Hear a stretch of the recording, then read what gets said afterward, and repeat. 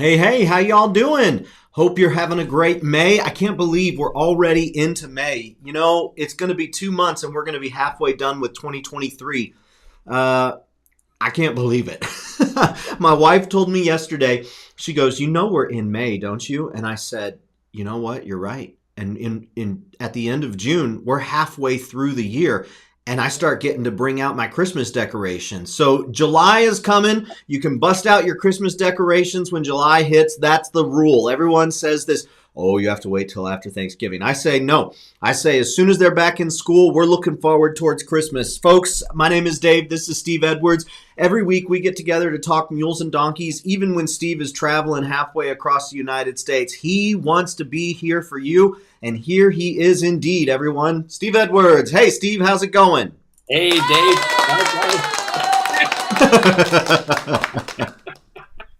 That's is that all my grandkids? Yeah, it's all the grandkids. It's all the people you help. Hey!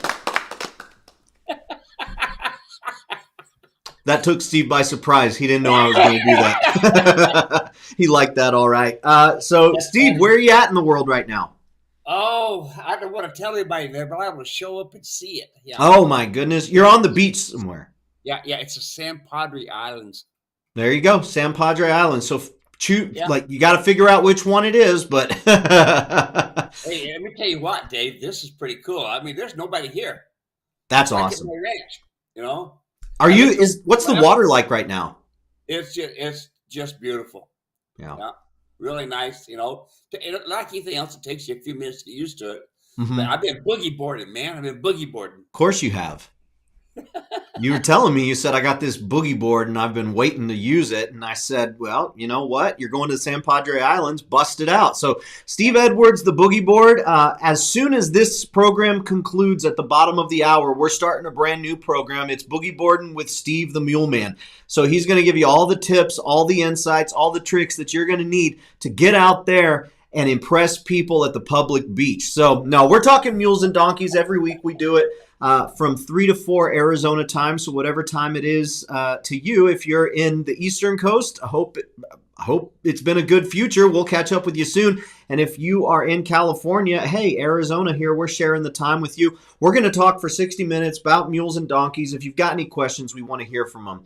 If this is the first time you've ever watched, there's really only 3 things you need to know. Number 1, we do want to know that you're here watching. So whether you're watching live right now or you're watching on the replay, please share your name, where you're watching from, and what the weather is like today wherever you are at. It would be great to just get to know you a little bit, especially if we've never met you before.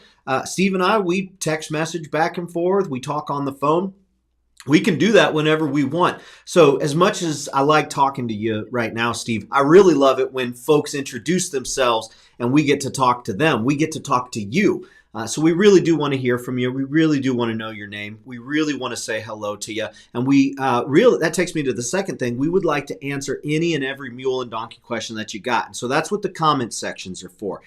All throughout the broadcast, Steve will be answering questions. I have a few emails and messages that have come through, and then I've got a few comments that have come on Facebook and YouTube. Steve will be answering these questions. As you ask them in real time, I will go and I will read those questions off to Steve, and he will answer them for you. So put any and every mule or donkey question that you got. I think there's still plenty of things we've never talked about. And if it's stuff we have talked about, we sure do want to talk about it again because we want to make sure you get the answer that you need. And folks who come and watch this replay in the future, number 1, hello. It's good to see you. Thanks for hanging out with us. And they'll want to hear the answers that Steve has to say as well, because they're going to have similar problems. Finally, the last thing is we ask you to share the broadcast. To do that, very easy. Whether you're on Facebook or YouTube, click the like button, click the share button, and then if you're on YouTube, go ahead and click the subscribe button and turn on notifications. That is the way that you can share the broadcast. So with that, Steve, we're going to say hello to a few of the friends who are hanging out with us already. I want to say hello to Merlin Olson. He is always watching our replays, but he is here live today. Good to have you here, Merlin, watching from Northwest Minnesota, where it is clear and about 65 degrees. Roger is watching from Milan, New York. Sunny and 50 degrees, he says. Marcia is watching from Virginia. Cool and cloudy with the light rain, she says. Sherman is watching from Norman, Oklahoma. 75 degrees and nice. Hey, first one of the day. We've gone international. Faye is watching from Queensland, Australia. Candy is watching from Indiana. Candy, I think I sent you a message earlier today. I think Candy wanted to come out, and she's like, I'm not traveling right now. I said, hopefully we'll be able to see you live on the broadcast. You don't have to travel as far, just from your sofa to your computer, or just from your hand to your armrest, grab that phone. Dave is watching from East Texas. 82 degrees, sunny. Spring is finally starting here. I know, Dave. I've got some friends in Texas, and they're excited too. David Pengelly, Mr. Coffee by David himself, the creator of the Come Along Coffee, the one, the only, is watching from Manchester, Georgia, where it is beautiful. Sabrina is watching from Central California, cloudy and 70-degree day. Reggie is watching from a 70-degree North Dakota.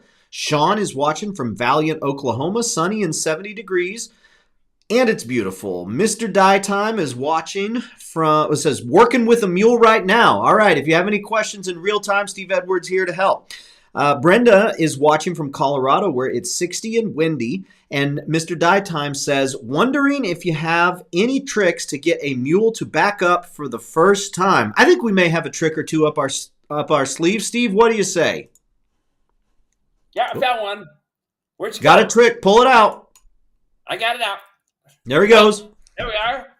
Hey, so to get the mule to back up, now you start with the come along rope, and when you put the come along rope on, remember we want to use the thought of asking, telling, demanding. Use those three thoughts. And then now two more for you. Comfortable, uncomfortable.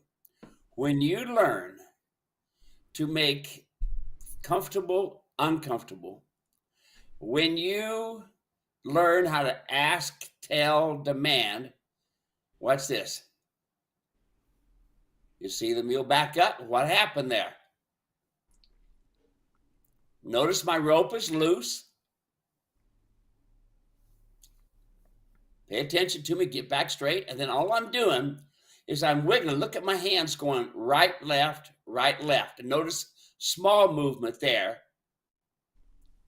It got to be less and less. Look at the loop in my rope, little swing. So you use the leverage from the rope to be able to give you the communication skill that you need to the nose. Now notice here notice I'm using a rope halter that is adjusted. Now, before this, I used the come-along rope and did my foundation training. Folks, rope halters, even adjusted correctly, do not communicate crisp and clear the way you need to communicate with your mule to build a foundation.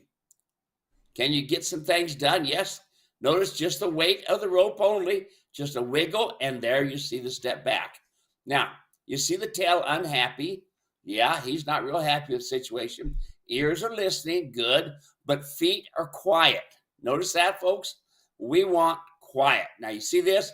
This little mule here, you talk about a scamp. That little mule there was definitely tough. Anyway, let's go back. Watch this. Notice I'm trying to keep him straight. Let's go. Can you back up, Dave? This is as far back as this video goes. Okay, right there. Watch. Watch my hand. Watch the mule look off to the left. See him? And watch me bump him. Straight. Do you see that? In other words, if that mule looks off to the left, I'm going to make it uncomfortable by bumping him. So comfortable, uncomfortable. You see that? So I want the mule to straight first and listen to me. When he's straight and listen to me, now look, I'm asking for a backup. Notice I'm using the weight of the rope to get him to back up, and I'm keeping straightness in. You see, when the mule don't pay attention, I give him a sharp reprimand. That's when the mule stopped and paid attention. But notice now, the mule's feet are quiet. You hear that? Mule's feet are quiet. He's not real angry. He's a little upset, tail switching once in a while. But he's saying, oh, wait a minute, this guy knows how to communicate. Look, ask him. See how they barely move that rope? Even though that halter is adjusted down, those knots are in the nostril. And by the way, Dave, I found a skeleton in the foothills of the superstitions, and it shows the head and this sort of thing. You know how people are always saying, all the naysayers are saying, oh, you're going to break bones. Well, I'm going to show you a skeleton, a skull, and you'll see that there's no bones there. No, that's what people say. They don't realize. They think that I'm doing harm to the animal, when, as you can see, when it's done correctly, you barely have to pick up on the rope, But anyway, I'm going to shoot that videos and get it over to you, Dave. It's going to be fun. That'd be awesome. Yeah, Mr. Die Time. All you need is just the weight of the rope. If you come out to Montana and you're a spectator for our Montana clinic, or if you come out to Tennessee come Labor Day time, and you watch Steve work, what you're going to see is very similar to this video. You're going to see Steve. There's not a whole lot of there. I mean, the rope is loose, right? But very quickly, if the mule turns his head, Steve can just wiggle that rope, and the tension, just the slightest amount of tension, the mules don't like that. And so the goal is not for you to have to, tell or demand. The goal is for you to just ask them and they'll do it. But if they're not doing it on the ask, then you tell them. And if they're not doing it on the demand, you've got to bump them real, real hard, because what you have to see is that is a simulation for, oh, I'm going to go off and do my own thing, and I'm going to cause damage to you or to whatever I'm pulling or to whoever's around me. No, you've got to have that communication. So that's a great video, and that's what you would see if you were out there watching Steve with that come-along rope. So any other words of wisdom to Mr. Die Time? Well, I think about this too. This is foundation training, okay? This is before we get in the saddle.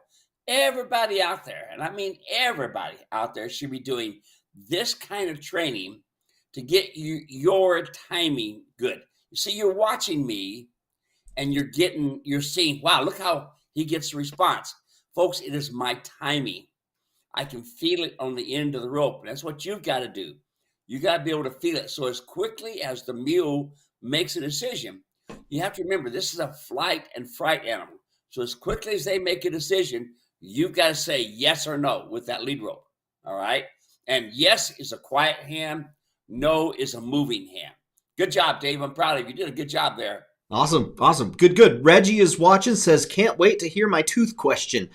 Reggie, we'll get to it here. Dave says, I found the hard way today that an aggressive honeybee in a 10x10 stall with me and my mule is very exciting. All are okay. Thank God the door wasn't shut. There we go. Well, we're glad everyone's okay. Glad to hear it. That bee was probably drinking some of David Pengelly's coffee and going nuts. So that's probably what happened there. Susan is watching from sunny and windy Wisconsin, where it's 57 degrees. Jim is watching from Western Maryland, 33 degrees, rain and a snow mix. Send some of that spring out to Maryland. Mr. Die Time says the rope swing tension. Excellent. Thank you so much. You're very welcome. Hey, here we go. International again. David Scholl is watching. Hi, Steve and Dave. Queensland, Australia. My mule full weanlings go to their new homes Monday. What advice should I give my clients to make it a smooth transition for the humans to take over leadership from me? That's a great question. We've never had that. How do I do a great handoff so that these other humans can take over the leadership role? Okay, did you see the video I sent to you, Dave? I do. Do you want me to put it up now? Yeah, you can put it up as I'm talking. But this is David Scholl in Australia. And he's one of my students, and he does a great job. And he's got his own mule ranch now. Now, this guy, Dave, before, when I first met him, he was a worm farmer. Hear that? A worm farmer. That's what he was doing. He was selling worms for people for fishing and gardens and stuff like that. And now he's got his own jack, which he purchased from the United States. And he's got mares. I think he said he's got I think Dave, he could tell us, I think he's got close to 25 mares of variety. But notice here, come along rope, come along rope, come along rope. You see that? And notice he has control. And notice the rope is loose. Okay? Notice the rope is loose. So then that tells that mule, okay, as long as you're being correct, I'm going to have it loose. But there, incorrect, bump. Incorrect, bump. And the mule starts looking around. This is the first time to load in horse trailers, in this case, mule trailers. What do you think about that, Dave? I think it's awesome. I love that sort of stuff. Yeah. So many folks have problems with trailers, and that's a significant problem to have. I remember we had one gal tell us that she had to have like 7 guys help her to load a mule up in the trailer. And I mean, that's dangerous on so many different levels. And then you came in there, and with the come along rope and a little bit of rope halter work, you were able to get that. He didn't like it, but you were able to get the animal to load up in the trailer in about 45 minutes. And it was about 40 minutes of ground communication work. And then it was about 5 minutes of active getting into the trailer, and then some repetition after that. So trailer work it's a challenge for a lot of people, but the come along rope, it's your timing that's ultimately the miracle worker, but the come along rope is a tool that really makes that magic come to life. Yep. So going back to the question, what do we do? Well, first of all, he buys my come along ropes, and he's got them there. So the first thing he's going to do, he's going to demonstrate.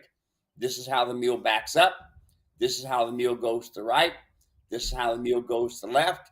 This is how the mule stops. Notice the first thing I said. This is how the mule backs up. It's rare that a mule will just back up. Will they back up a couple steps and turn and take off? Yes. That's what they do because that's natural. But for this, we want straightness. So what we want to do is we want to teach the mule to back up straight with a couple of bops. So he's going to take his client and he's going to show him how to teach the mule to back up and how to get the mule to go to the right and how the mule to go to the left. But most of all, he's also going to tell him how to properly maintain this young mule, okay? As far as feed, as far as maintenance on the feet. The number one thing that anybody who sells colts knows or should know, that when you have these colts, you have to make sure their feet are straight. If they're straight when they're young, guess what? The legs are going to be straight when they're older. I rarely see a mule with straight feet simply because people are looking more at dollars and cents. How much can I get out of this mule rather than knowing what's good for the mule, and that is keep the feet straight. So, that nice thing about Dave too is when he sells these mules to people, he's also going to be open to them and say, "Hey, you got a question? Call me. Let me help you out." And that's what's super important. But the main thing is teach them how to work from the come along rope, pick up all 4 feet, balance the feet, and make sure the mule has a consistent diet. Always lots of clean water and salt. I think it's pretty impressive. I don't know that I can say with confidence that we've been with David Scholl the entire time. Have we been with him the entire time that he's done this mule thing, or before he found us? Okay, all right. Yeah. So we've been in communication with David the entire time when he switched from the worm farm all the way over to raising mules and basically becoming the unofficial mule man of Australia. Steve, that's pretty impressive. That's pretty impressive to go from, to make that transition and not have 40 years of cowboying experience. Well, you've got more than 40 years of cowboying experience, but 40 years of cowboying with mules and donkeys experience. Shouldn't he have some more credentials before he goes off and do this? Don't you need some credentials before you can train? No, the problem with credentials is they're only anyway, that's another story. Notice, folks, I said that this guy was a worm farmer. Now, has he had horses in the past? Yes. Has he bought a few mules here and there? Yeah. Mules are not readily to be found in Australia. Yep, you heard me. So he found a few mules, didn't know what to do with them, started contacting me. Then he come over here to the United States and spent time with me here at my there at my ranch. And then he started asking me questions. How about this? How about that? Where's the jack? And this sort of thing. And now, hey, he is the #1 mule man in Australia. Okay. He's the only one that sells babies that are quality. When he sells them, they have a good foundation. He's the only one with a quality jack. Now, there's a couple people there I understand, but they're not doing what Dave is doing now. And Dave is turning out top quality, folks. Top quality. And listen to this, Dave. Those mules, his babies, are all sold before they're 6 months old. And people waiting in line for him. Yeah, I'll bet. Yeah. I'll bet. No credentials. Don't go into college. Just Steve's School of Hard Knocks. Don't do this, but do that, and you got to make it. Speaking of Steve's School of Hard Knocks, when Dave and Di came out here to Arizona from Australia, they were actually on location when we were filming the Mastering the Saddle videos, where Steve goes through and shows you how to saddle up, why you don't want a mule saddle, why you don't want a horse saddle, why you need a Steve Edwards saddle, because anybody can just slap the word mule on a saddle. You need to tear that thing down all the way to its horse, right? To the frame, to know that it's been shaped correctly to accommodate the bone structure of the animal, namely the scapula and the shoulders up front, and then the kidneys and the hips in the back, right, Steve? Yep. It's shaped properly to accommodate the uniqueness of the way that animal is structured. And when you swap out a non-Steve Edwards saddle for a Steve Edwards saddle, you see a lot of problems start to resolve themselves. Of course, there's other problems that have nothing to do with the saddle that you want to look at, but that's real cool, and that's real impressive that David and Di are doing that, and we're real happy to celebrate that with them. Yeah, they start their own company. Yeah. I mean, just out of the clear blue sky. Now, before, he had cattle, and he had a couple mule babies from somebody else's jack, but he didn't know what to do with them, And so I went over to Australia and spent time and judged the National Mule and Donkey Show, and spent time with Dave and Di. And then I went over to, I lost the name of it. It'll come to Mount Isa in Australia, and visited with Ian, and went on their ranch. And he needs a jack. He has a lot of good mares, but the jack that he's got's been breeding, and they're kind of small mules, and which is not bad. I mean, I like a small mule myself. But anyway, it's pretty cool how Dave and Di have dove into this thing, and now they got their own mule business, but they're selling quality, Dave. Yeah.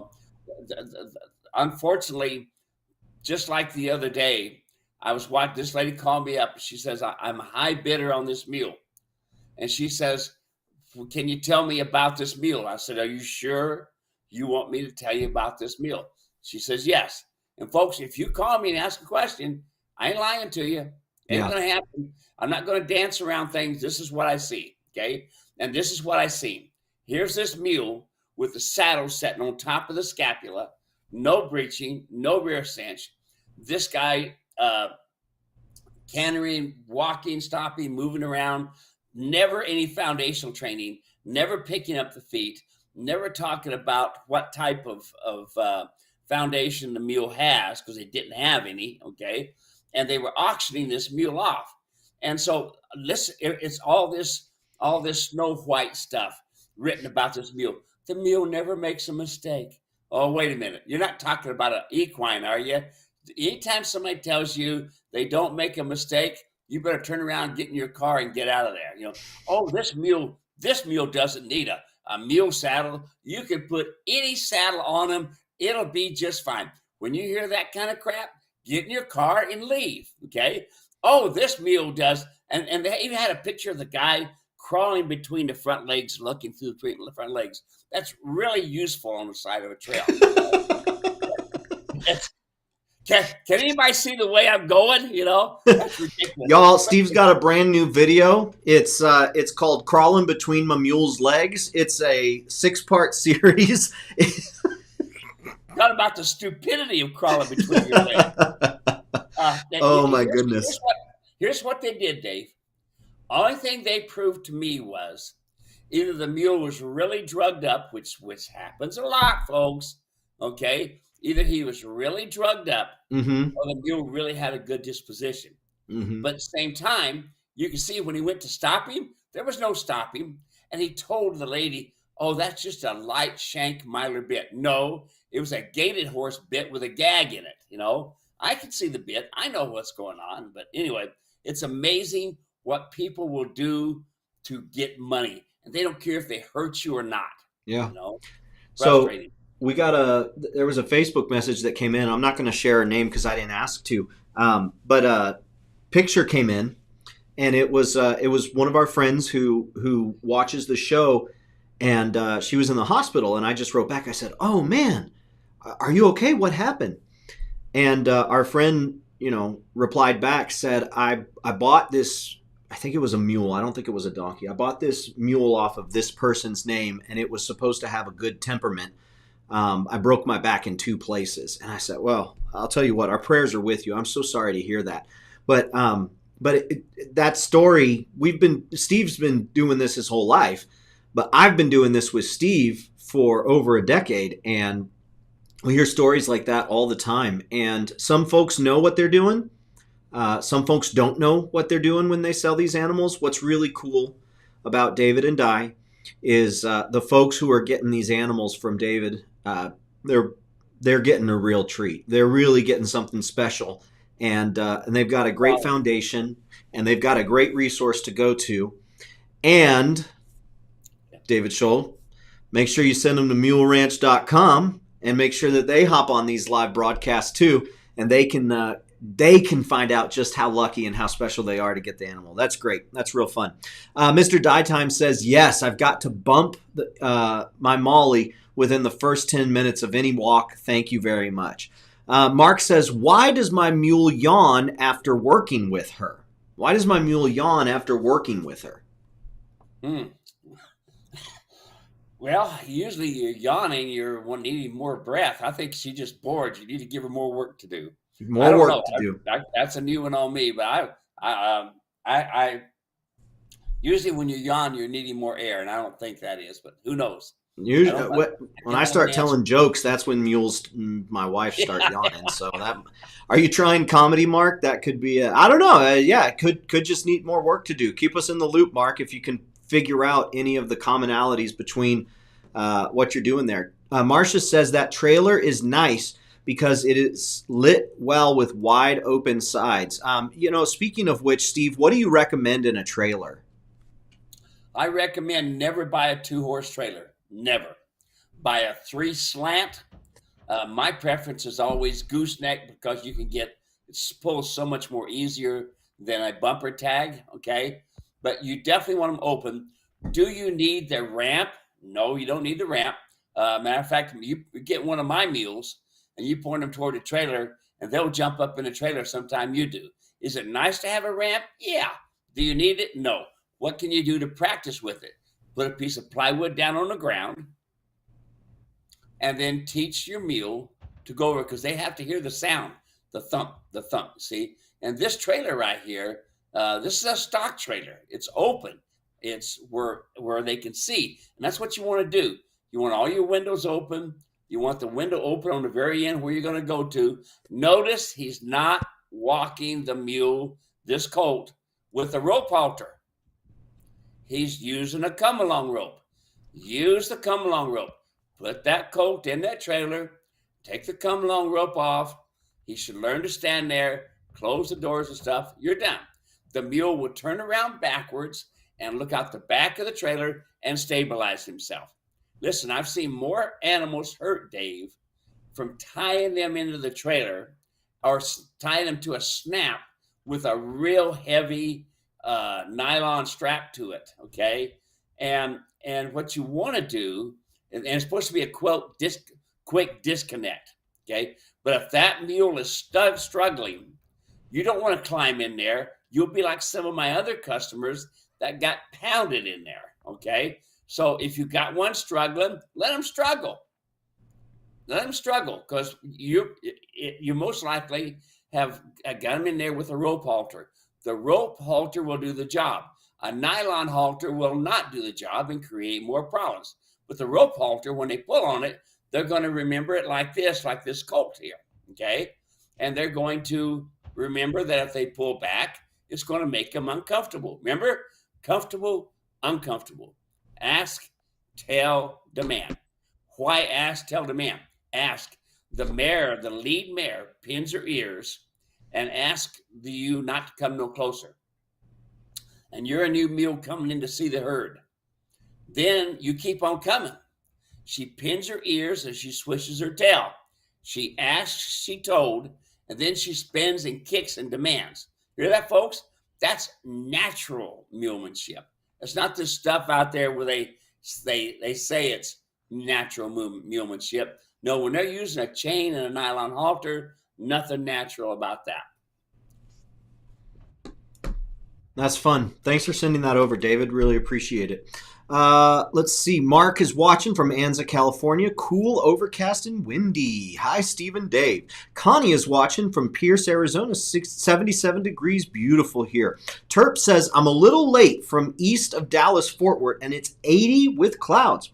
Question about two jacks intact together. They seem to have mated. Should I be concerned because I want to get rid of the Jenny? Two jacks together. He must be saying a jack and a Jenny together because he mentioned mating. Yeah. Terp, you want to clarify your question there? Make sure that we get it right for you. Let's see. Number one, ahead. You never ever want to put a jack in with another animal. Don't do that. That jack will kill that animal. Yes.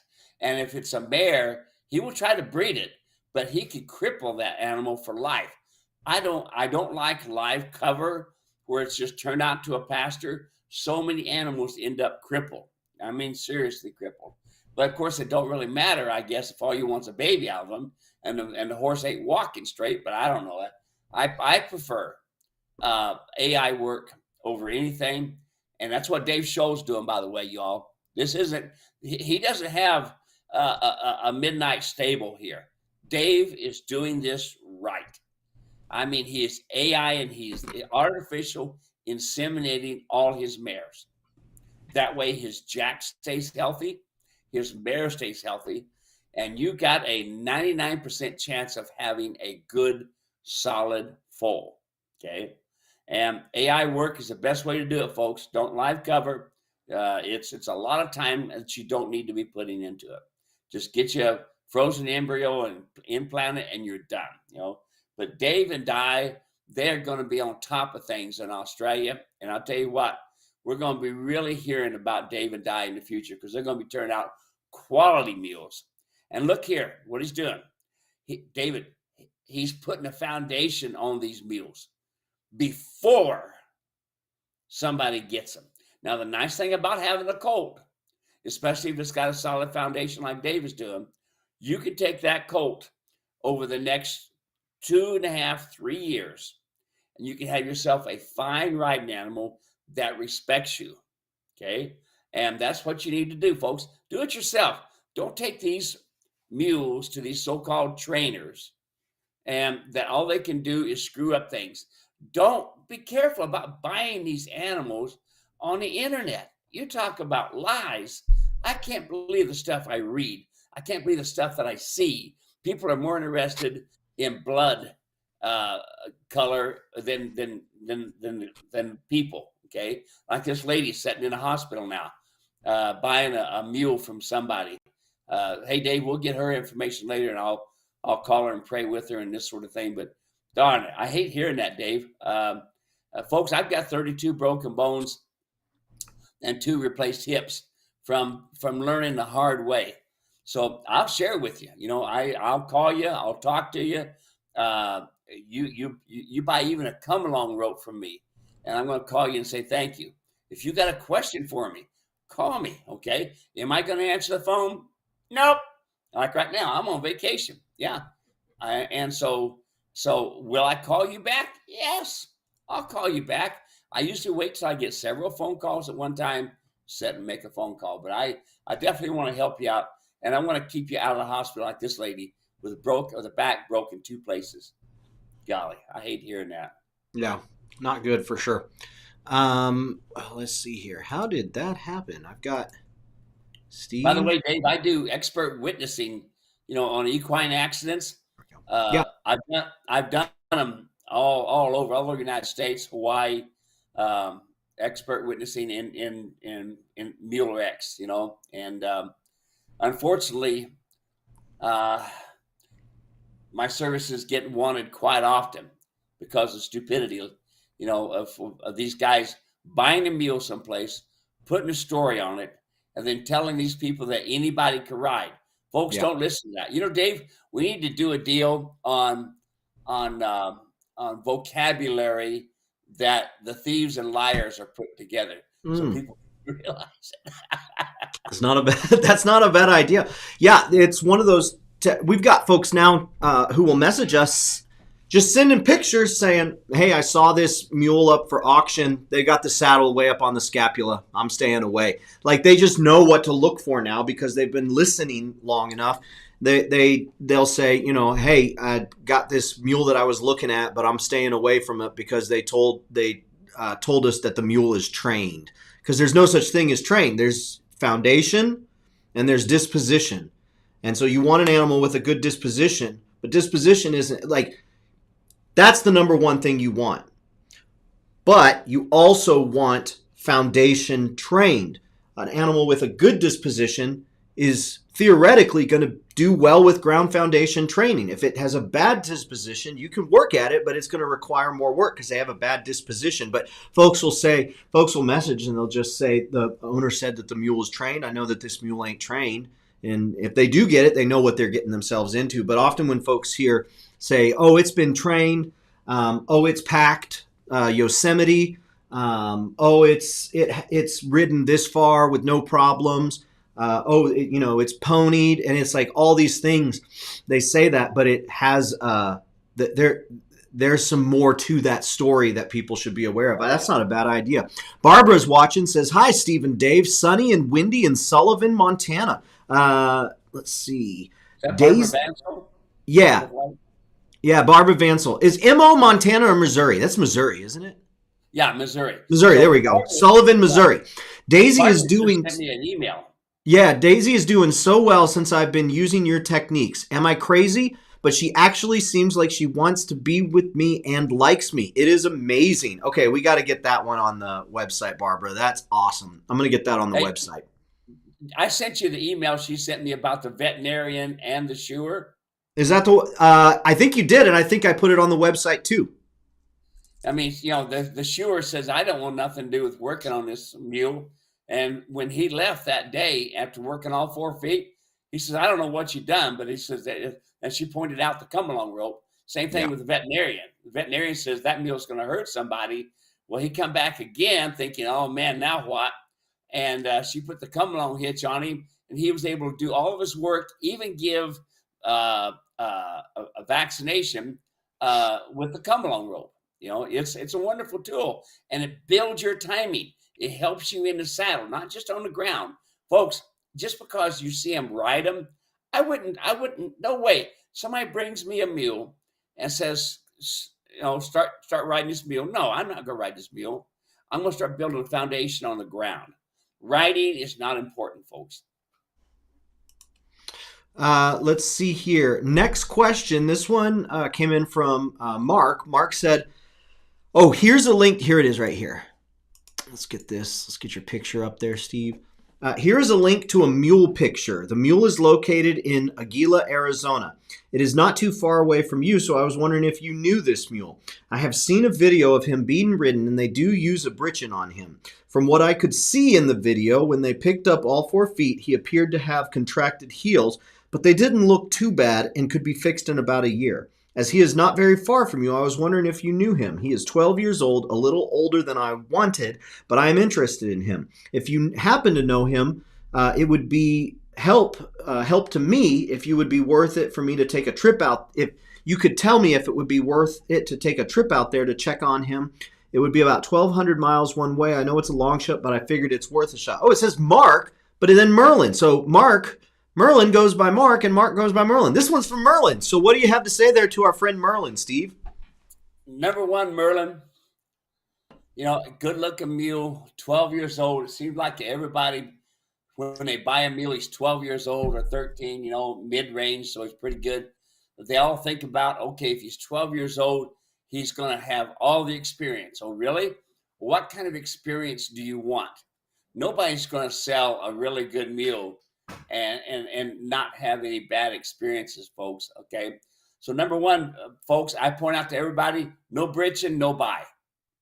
Does he have a rear cinch? Yes, but notice the rear cinch is hanging down, ain't doing diddly. Okay. What's the next thing I notice? Next thing you notice, saddle sitting on top of the scapula. Yep. Saddle sitting on top of the scapula. What's next? Square skirted saddle, square skirted saddle pad. That puts pressure upon the scapula. That puts pressure upon the hip. Okay. The bridle, the mule standing nice and quiet, not being tied. I love it. I'd like to see more of that. Is the mule showing being alert? Yeah. What they do is they wave a hat in the background, and so the mule will look up and look really spiffy. And he does, okay? Contracted heel, yes. Here's the thing with contracted heels at 12 years old. It's going to be at least a year, maybe longer, okay? So you need to go from there. Now, here's the next thing. With this mule being a Appaloosa mule, it's a leopard Appaloosa. That means it's got white spots all over him. When you lift up the saddle, have him send you a picture of the mule's back without a saddle on it. You're going to see two big white spots on each side. Why is that? Because horsemen that are selling mules right now, they're all placing their horse saddles on there. And this is a slick fork saddle, by the way. They're all placing their horse saddles on there and over tightening the front cinch. As you can see, here's a picture. The back cinch isn't tight. And besides that, they're doing horse style. They're putting billets on it. That's a long piece of leather coming down on the rear on both sides, rather than using a nylon latigo and centering it. Okay. Obviously, to me, this person knows a little bit about mules, but not enough to keep the mule healthy. Okay. Healthy. So if you want to send me some more pictures, be happy to look at that stuff. You can send it to steve@muleranch.com. And I will give you my honest opinions. Now, don't do like some of my customer I just had over the weekend. Yeah, Dave, I was answering the phone not answering the phone, but talking to people, even on vacation. That's what I do, right? And she is getting ready to make bids on this mule. She was up to $6,000. And this company had this mule and she was bidding against somebody, supposedly. Folks, you got to be careful about this stuff. They say that somebody else has bid against you. Maybe it's one of their friends. I don't know. Unfortunately, when I see dishonest advertising, I got to think that the people are not very honest. That's a pretty looking mule, though. Good looking mule. I mean, yeah. If go back to the picture a second. Notice that the head and neck are conformed to the shoulder. Notice that the hind quarter is nice and rounded. Okay. And you want to see things like that. Look at the feet of the mule. As I'm looking at the feet of the mule, I'm seeing it come down correctly. Okay. I'm seeing it come down correctly where it's got a nice, clean pasturing coming down. Things like that you want to look for. Confirmation wise, I like this mule. Okay. Confirmation wise, how he's being treated. To me, this is abuse. Throwing the saddle up on the scapula and no breeching. That's, to me, folks, there's abuse. Okay. What's the next abuse? Slide up to the head and the ears. Notice they've got a 1 ear brow band. Don't do that. Put a 19-inch brow band across there. Don't treat it like a horse, because after a while, that bit, you see, is not laying in the mule's mouth correctly. The bit, notice right at the bridle itself, how the buckle is kind of it kind of looks like it's not straight. It kind of almost wing shaped coming from the bit up to the ears. That tells me that the bit is not laying in the mule's mouth correctly. Also notice the corner of the mouth. Look at that, folks. He's created 2 wrinkles, so he's pulling the bit way up into the mule's mouth. Why? I don't know. Probably lack of knowledge, because a lot of horsemen do that stuff. I don't know. But see, things like that, folks, what I look for. Other thing, notice horse breast collar. Notice how tight it is against the esophagus. You see that? Setting tight against the esophagus. Instead of following the shoulder line, giving freedom to the mule to walk, they're restricting that by using that type of a breast collar and cutting the air off of the esophagus as well. Can everybody see that, Dave? Dave, here's what I want people to see little things. Yeah. Look at the little things, folks. Look at that bridle, okay? Look at that grin on his mouth. Look at where the breast collar is cutting off the air. All those things are important. Yes, I like the mule. Got nice conformation, but so many things that are details that you all need to be watching for to make it nice, okay? Now, is this saddle setting pretty nicely on the back? Yeah, it's setting pretty nicely. It won't be there for long, though, with that breast collar. It's going to be pulling it right up on the scapula.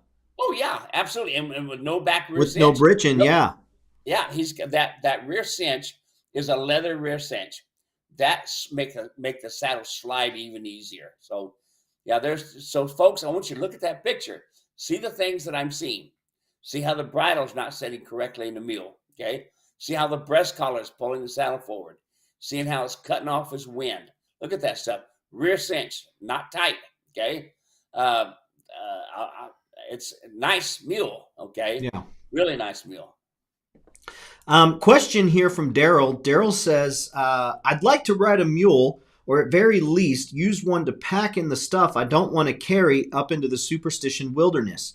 Do you know anyone who might be able to help me with this ride? I do not.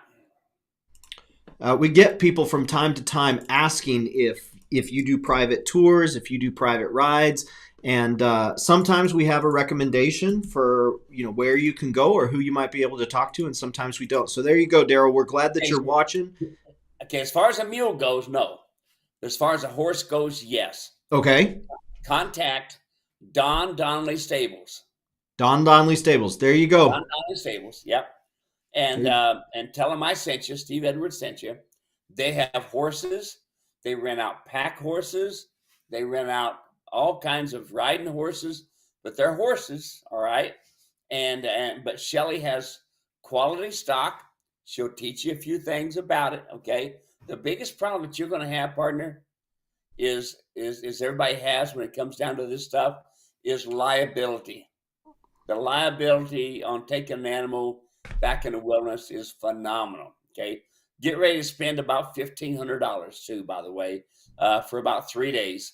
And that would be on the cheap side if you'd find it. But you need to understand about feed and water. When you go back in them superstitions, there's not water everywhere. You got to know what you're doing. Is he going back there to go hunting or? Didn't say. Just gave some general information. So if you got more details, feel free to message us. Steve's got experience he can share with you, and it might be fun to talk about it a little bit more and how to prep for something like that and how to know what you're doing so you don't find yourself without a creek, because you may need a creek. Let's see here. Rodney is watching, says, Rodney and I reside in city of Norco, California.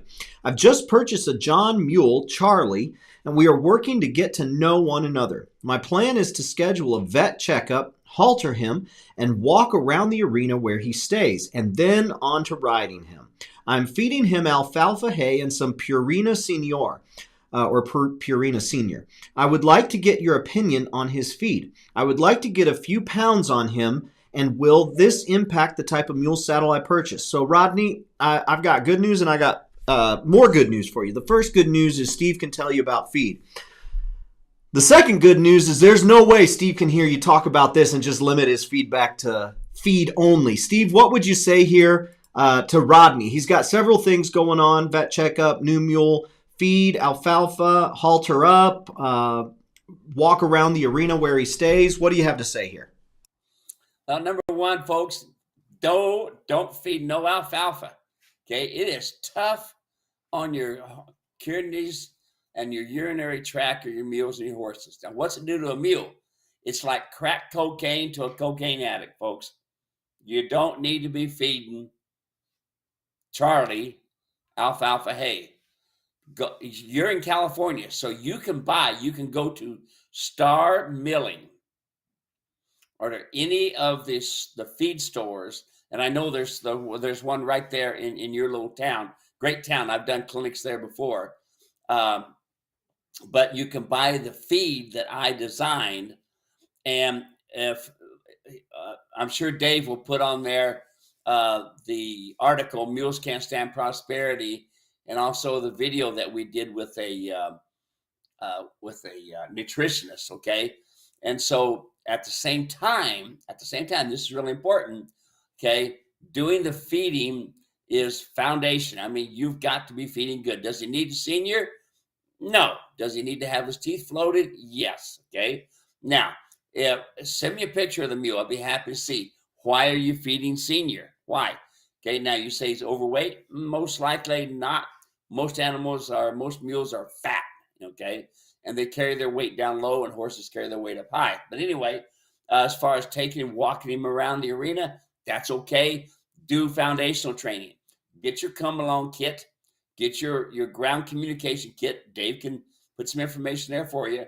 And do ground communication. Do that stuff. Build yourself a course. Do everything on the ground. Don't end up like this lady who I really feel bad for. She's in the hospital with a broken back in 2 places, okay, because of a mule that's supposed to be, quote, trained. No. Folks, think about this too. The mule is only going to be as good as you. So if you got the abilities to ride the mule correctly, then by golly, you're going to be okay. But as you've heard me say before, folks, time and time again, I've taken a perfectly well-trained foundation mule of mine, demonstrated it. Everybody in the public sees it. Everybody sees me riding the mule, sees the mule not making any mistakes, doing anything right, because I communicated correctly from the saddle and from the ground. And then I would say to people who's been riding 20 years, hands fly up, come on down here, sir, climb on this mule. 15 minutes later, 15 minutes on an average, that mule looked like it didn't have any kind of foundation at all. But yet, every time the mule made a mistake, the guy blamed it on the mule. Not, okay? So going back, the walking around's good, but doing turnarounds and circles and backing up and all that stuff is better. Folks, remember, I tell you, in a 10-foot circle, that's how you tell if one is trained, in a 10-foot circle. You can see them side pass, turn on the forehand, turn on the hind quarters, stuff like that, okay? But put them onto that feed there, Dave, and let's get them fixed up. Yep, absolutely. Put that in the comments section. There's 2 links there. One to Steve's feed and nutrition program for donkeys and mules. That's where you can find the ingredients to Lake and Light. If you don't have Lake and Light, you can't get Lake and Light in your area.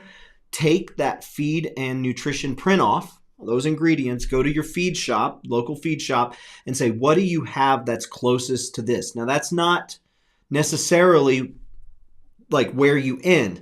Ideally, you're going to get a blood test or a hair and follicle sample test. You can get those done from your local extension centers. The universities have those, and they can tell you where your animal is plentiful and where they are deficient in their vitamins and minerals. And from there, you can make adjustments to your feed. But as far as a good baseline, that is the Lake and Light. It's a pellet feed. It's a pure feed in that there's not all the poop and the rat parts and all sorts of stuff, so you know what's going into the animal's body, and you can use that as a starting point. And like I said, the hair and follicle sample test or a blood test will reveal where you need to go beyond that baseline. So check about him, Dave.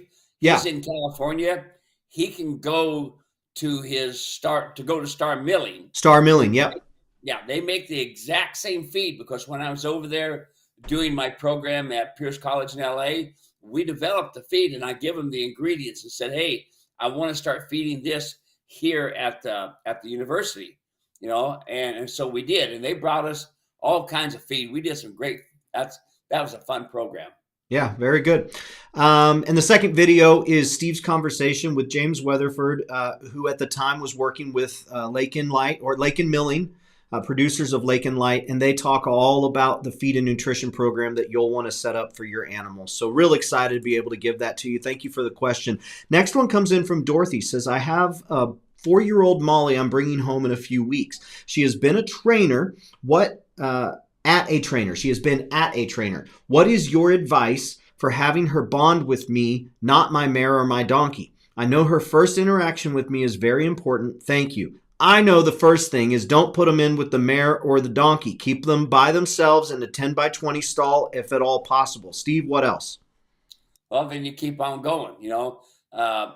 Folks, don't just think a few days, think a few months, because you got to remember, whoever or however many people had this mule before you have all made major mistakes. Some of them have done pretty good, but major mistakes. So I would suggest going from the ground, put them in a 20 by 20 stall, get your feed correct, make sure the teeth have been done. I don't care, folks, what these people say that they have done, okay? Especially after reading some of this advertisement on how this is the swellest mule in the world, and there's never been another one better, But anyway, going back to this, start building a foundation from the ground. You can get hurt just as much on the ground, as you can in a saddle, except you don't have a long fall. Boom, okay? And so can you get hurt? Yeah. Can you have one run over top of you? Yep. Can you have one kick you, bite you? Yep. They all bite, they all kick, they all run off. So what can I tell you? And this lady, Dave, I've been talking with her, by the way, and she's going to be buying a saddle, and she's asked some questions, and she sent me some pictures and video and training and stuff like this, and I've been answering her back. And folks, if you got one you want to look at, first look at it yourself, and then tell me what you think. Very good. Let's see here. Oh, I need to click send. There we go. Next question here. This one coming from Joe says, I do not have experience with mules. I'd love to learn to ride them. Any advice? What would you say to someone who has zero experience with mules, would love to learn to ride one? Just start getting a program together to where you understand. When somebody says breeching, you understand the breeching. When somebody says floating teeth, learn how to do that, okay? So, folks, I tell everybody, before you buy anything, get yourself educated. Don't do like I have so many of my clients do, where they listen to this trader who is lying to you the majority of the time, know they're doing it, okay?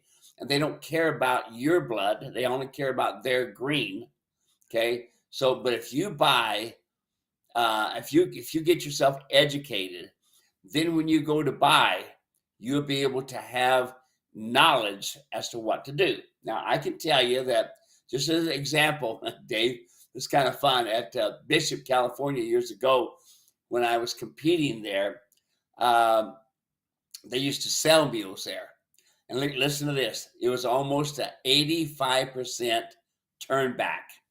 People would buy the mules, have them just for a couple hours, end up giving them back because they found out that just because they were selling for high money, they weren't very well, they had no foundation. Anyway, lots of problems. And the people would say to me, hey, Steve, what do you think about that mule? And I would tell them, go tell the guy that Steve Edwards is coming over to look at the mule, and does he still think that this mule will work for you? And it's amazing, Dave, how many people would say, well, I don't think this mule is going to quite work out for you. Yeah. Yeah. That's like me when I was a kid and my dad telling me, don't do no wrong. I got eyes in the back of my head. And all of a sudden I'm like, all right, he's got eyes in the back of his head. I ain't gonna do nothing wrong. I ain't doing nothing, Dad. That's what that reminds me of. That's funny. Next question. This one come in from G. G says, we know traditionally mules live longer than horses, which is that true? Do mules typically live longer than horses? Yeah, they do, Dave. But I've seen some really old horses too. But yeah, they seem to last a lot longer. It depends on how hard they're used.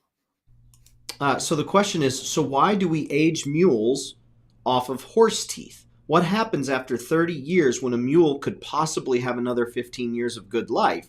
The vets just say it's an old mule, but it's really not. What would you say here to G about this tooth question?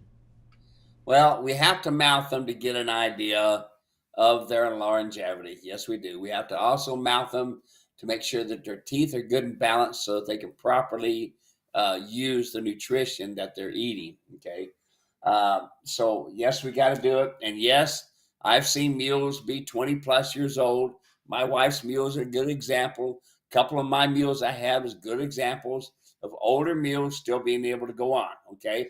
Have I had 3-year-old mules die? Yep. Have I had three three three hour 3 hour year old mules die? Yes. 3 hours and they're dead. It's death is inevitable. Now that's why you've got to have the cross and be prepared.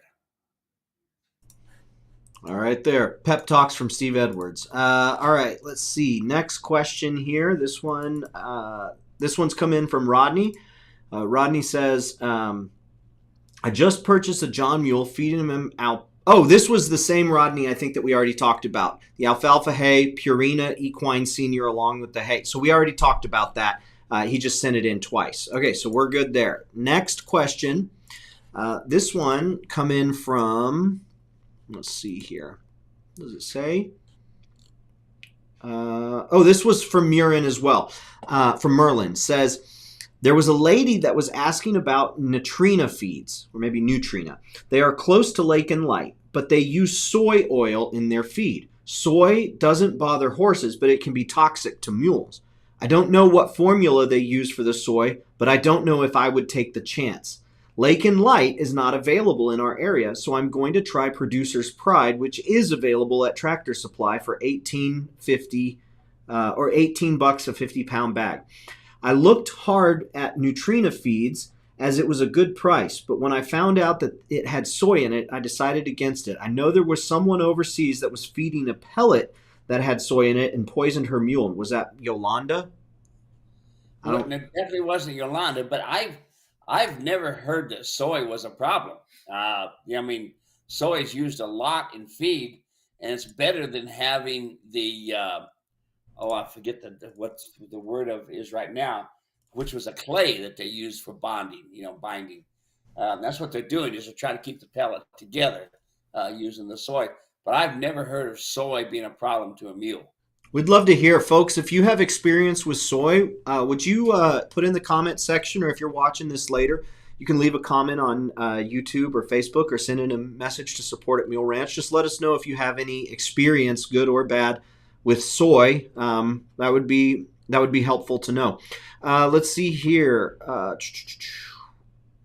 I need to get back to where. Okay. Lots of guys in the horse world and mule world read the book and watched the DVD. That was Born 100 Years Too Late. Let's see. Barbara, we talked about.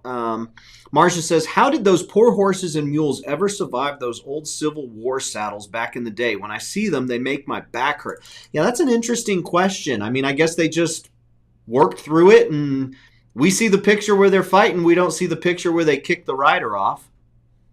Well, and yeah, yeah, you got to remember back then a horse was $5, and that was a lot of money. And mules have always outsold horses, always. But back then they were just a tool. Today they're Fluffy the pet, and people are treating them better, doing better. But you bet, I mean, they some of the stories that I've read. If you get a chance, you can read about General Crook, and it's called well, there's several of them called On the Borders, one of them, Boots and Saddles, another. But anyway, read the history of what they're going through. And listen, folks, here's a good book I just thought about. It's called Mules, just Mules. And it was done by a guy who managed and taught other people how to do it, but managed all the mules in the 1860s for the Union Army. And it's simply called The Mule. Okay. And he tells you in there, he talks about colors. He talks about you only need 4 nails in a shoe. He talks about how when you hook them up, how they need to be hooked up according to their dispositions to a wagon. Anyway, it's really good. I can't think of the author's name right now. But a great book. The book is called The Mule?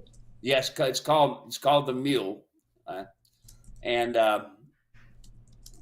it was in the 1860s, and he talks about nutrition, he talks about bits, he talks about shoeing. He does a great job of all around doing that stuff. And I can't think of his name right now. The Mule Soldiers is what's coming up. I don't see The Mule. Oh, wait. Juan Castro? Nope. I didn't yet. Let me see here. Book review, The Mule. Juan Eslava Galan? Nope. Let's see here. That's the only one that I can see that's called The Mule. We'll look for it. We'll find it. Okay. Mark is watching. Mark Miller. Sunny and windy here in Virginia. Take care and thanks. Merlin says, I'm back. My computer locked up. Good for unlocking it, Merlin. Glad to hear it. Horsey Girl. If yawning is a way, then they are. Yawning is the way they are and are. Rest and relaxation. Hannah's watching.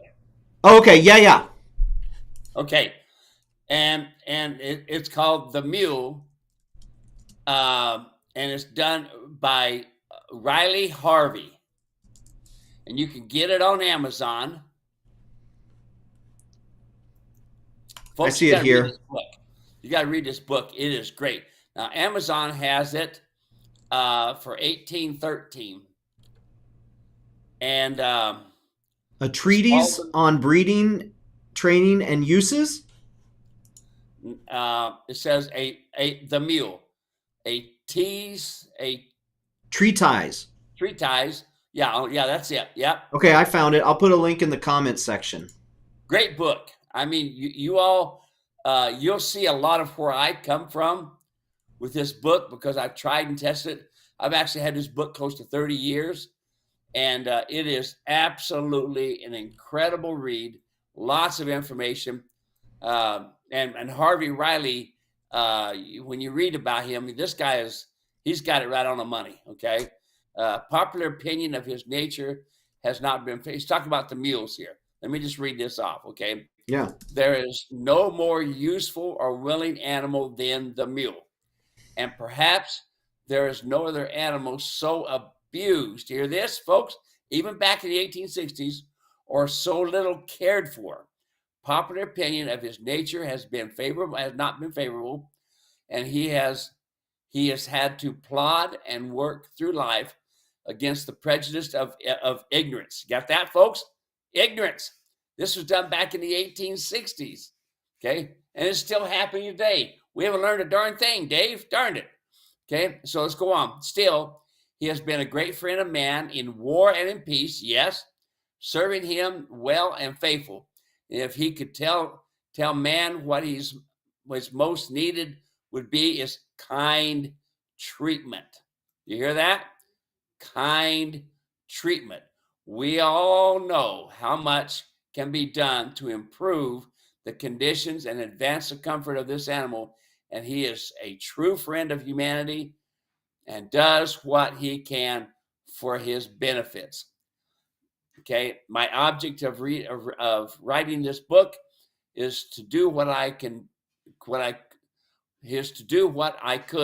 toward working out a much needed reform in breeding and care and treatment of these animals. Okay, you hear that, folks?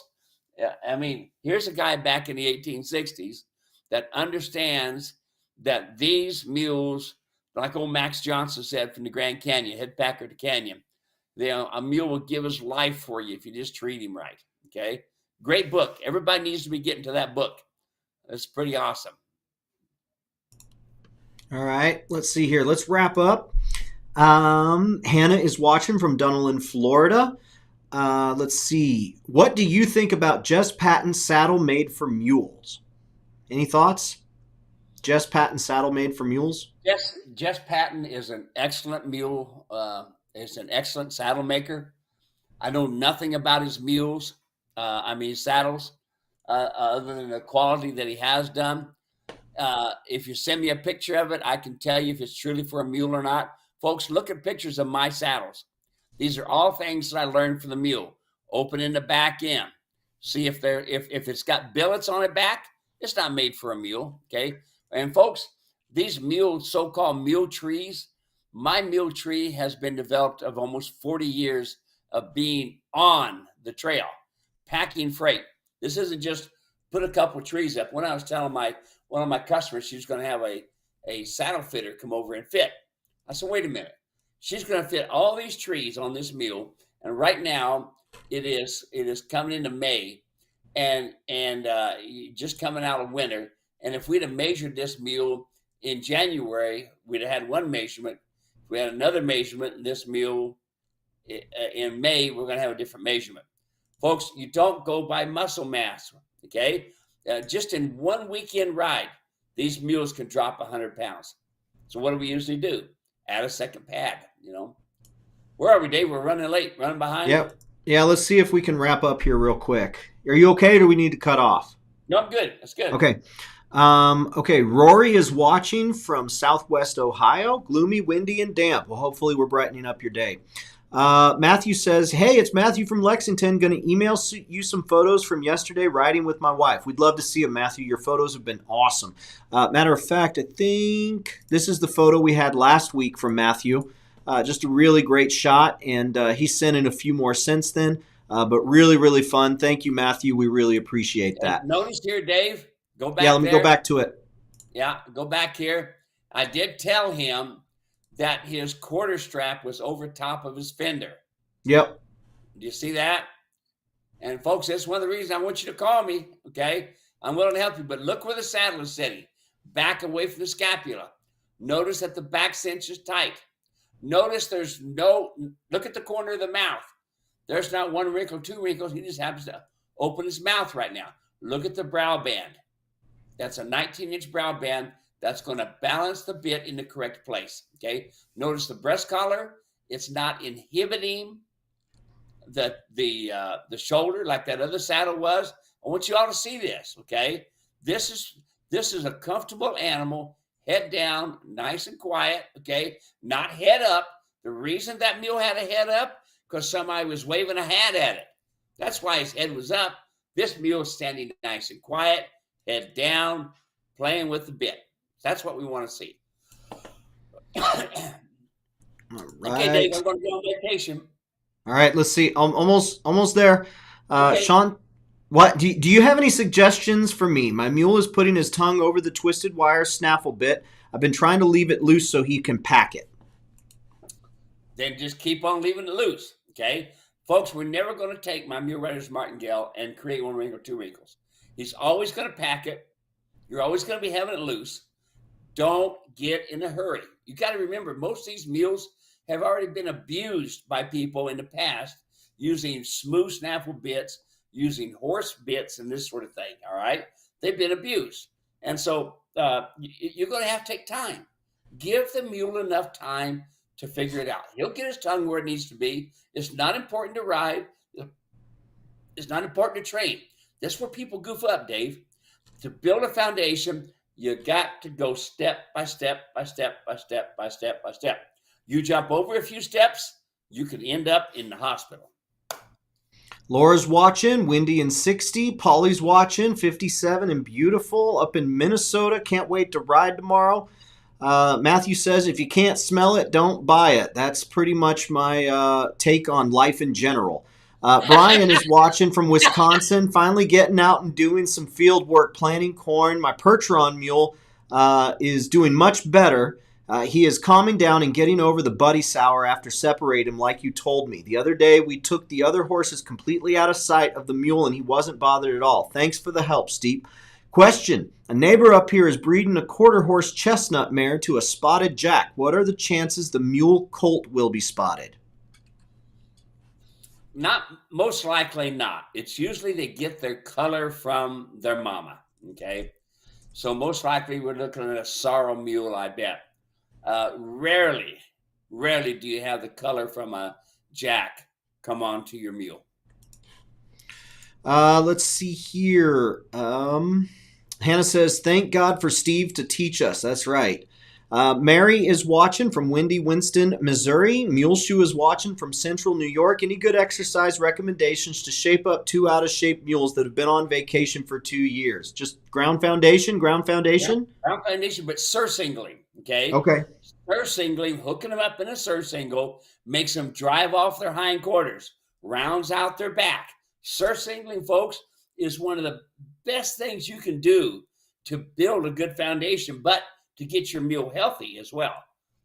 So I'm going to put a link, surcingle training. We got a great video on YouTube all about surcingle training. I just put that in the comment section. Go watch that. You'll need in order to do it, you'll need the surcingle. You'll need at least 1 cinch. Well, you'll need 1 cinch, and then you'll need to start off with the rope halter, and then you can move up to the mule rider's martingale. But that's right there. It's a great video. Y'all will love it.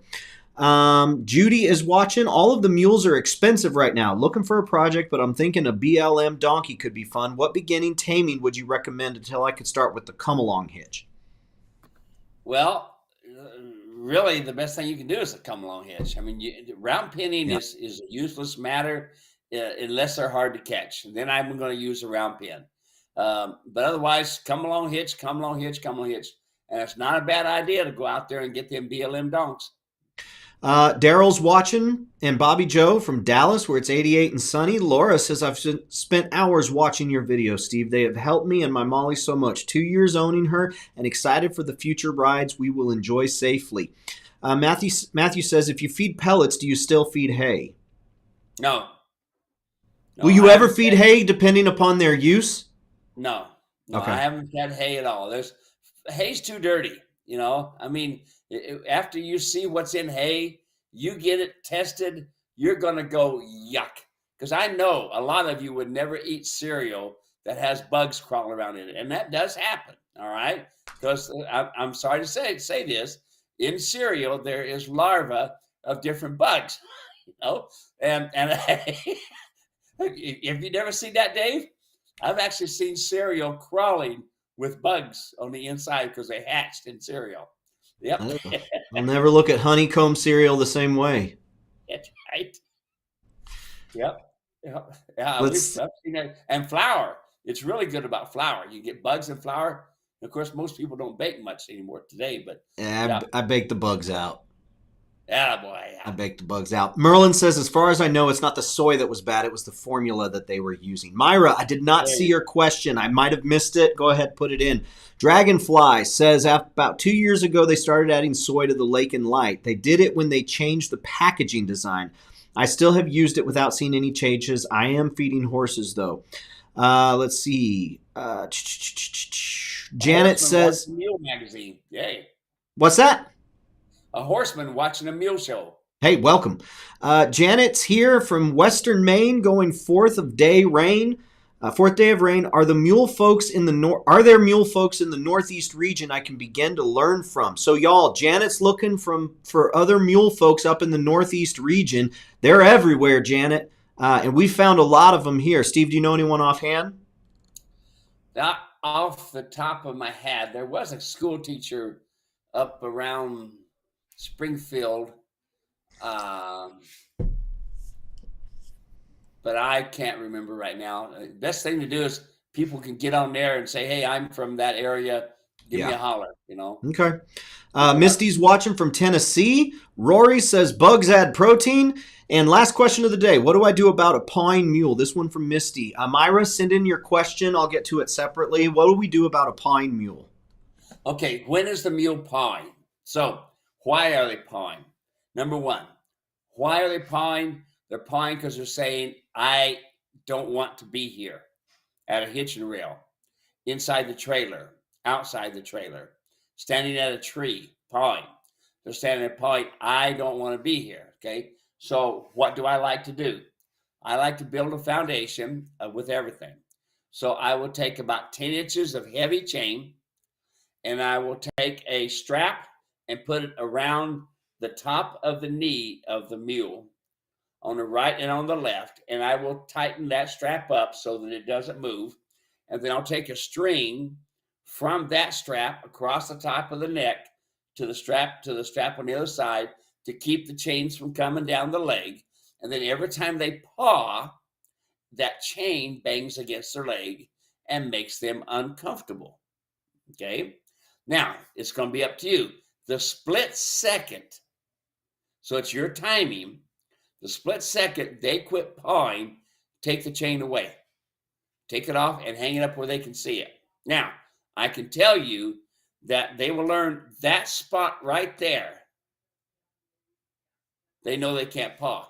But you move them 2 feet to the right or left, they'll start pawing again. That's how they figure things out. So you have to be in there timing-wise. As soon as they quit pawing, take off the hobbles. Now, you're getting ready to feed. And they're pawing. They're moving back and forth. They want their feed. You know what? They don't get their feed unless they're standing there nice and quiet. I put the feed down on the ground, and I walk away. They go, ha, ha, ha, ha. Wait a minute. Okay, you stand there quiet without pawing and moving around, and I'll give you your feed. Now, folks, I never, ever go in a stall with a mule to put down the feed. I always put the feed on the outside. It's safer. They will spin and kick at you. They will bite at you and this sort of thing. And you're thinking, wait a minute, my Fluffy never done that before. One day they're going to feel like you are not moving fast enough to get their feet to them, and they will hurt you. Yes, they will, folks. They're an equine. They will bite you. They will kick you. They will hurt you. Okay? So you want to be sure to be the herd leader and think things through. All right, folks, we'll see you later. I'm going on vacation. That's it. Go on vacation. Y'all, thanks so much for watching MuleRanch.com. Be sure to like and subscribe on Facebook and YouTube. If you have any other questions, send them to support@muleranch.com. Really grateful that y'all hanging out with us a little bit here today. Steve, take care. We'll see you next week. We'll have a recorded program. I'm going to be out of town next week in a meeting all day, but we'll have a recorded program, and we'll be there shortly thereafter. Thanks, everyone. Take care. Bye-bye.